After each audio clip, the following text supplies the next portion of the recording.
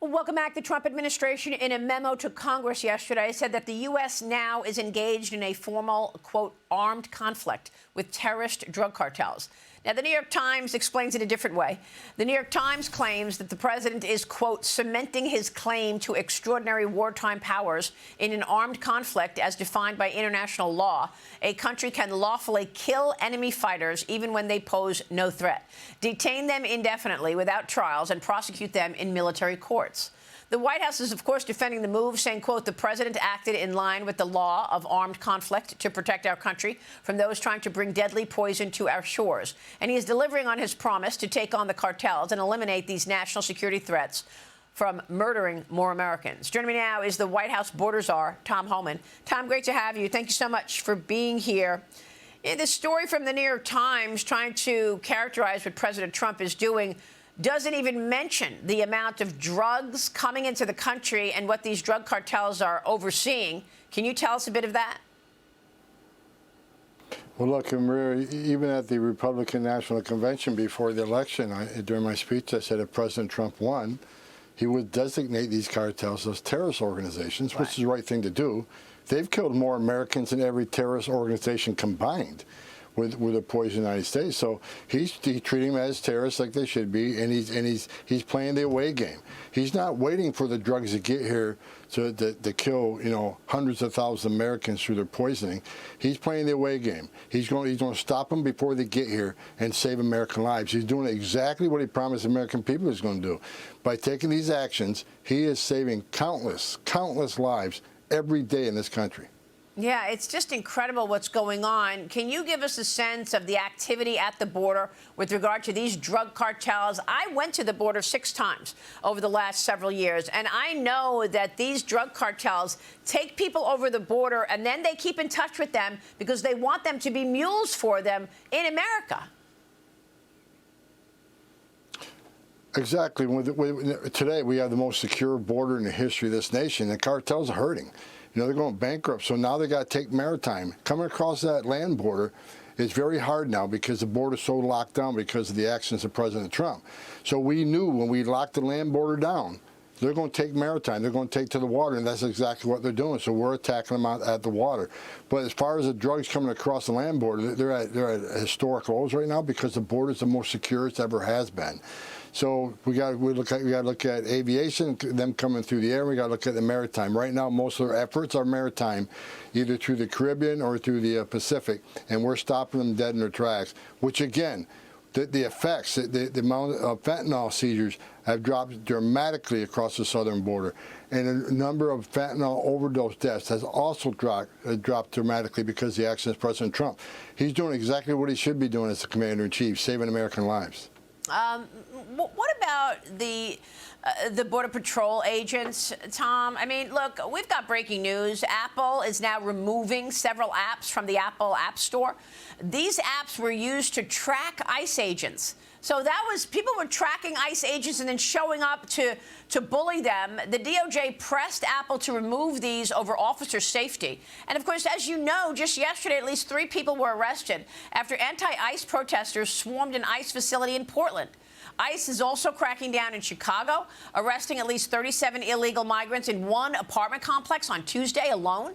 Agents made more than 900 arrests in the Chicago area since September as part of Operation Midway Blitz. And the president told military leaders at Quantico this week that Chicago and other major cities could become training grounds for the war from within, Tom. But I want to know about the safety of our agents right now. Well, look, the Apple is, you know, thank God they finally took some action. It's too little, too late.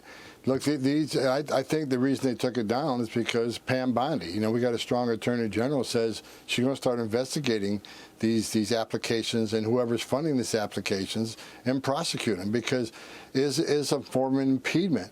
It is only a matter of time before officers walk into a building and they're going to be, you know, the bad guy's going to be waiting for them because these apps are real time. They'll say, okay, ICE is operating right now at 14th Street and Broadway.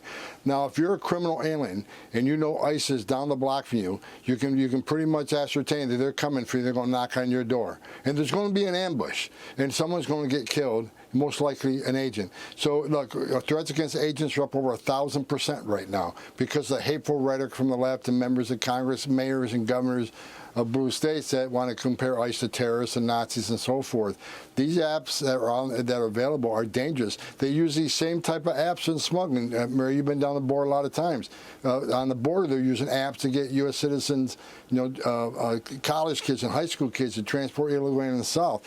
This is a new form of our law enforcement tactics, is looking at social media, how they use social media to continue their criminal enterprises. But Pam Bondi sent a warning out.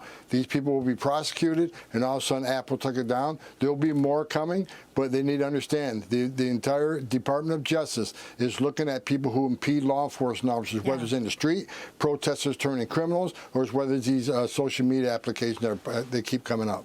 Well, it's an important warning. The AG joined me earlier this week and said just that. Watch. Here's what we're doing in Chicago first.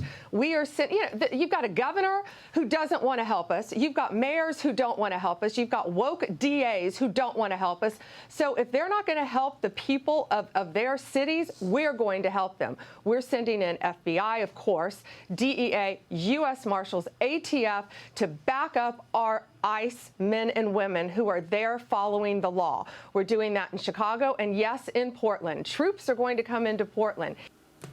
Well, thank God, because these guys need the backup. But what about this shutdown, Tom? I mean, it is day 3 of the federal government shutdown. Speaker Mike Johnson said that the Democrats are holding out because of health care for illegal migrants. Watch this.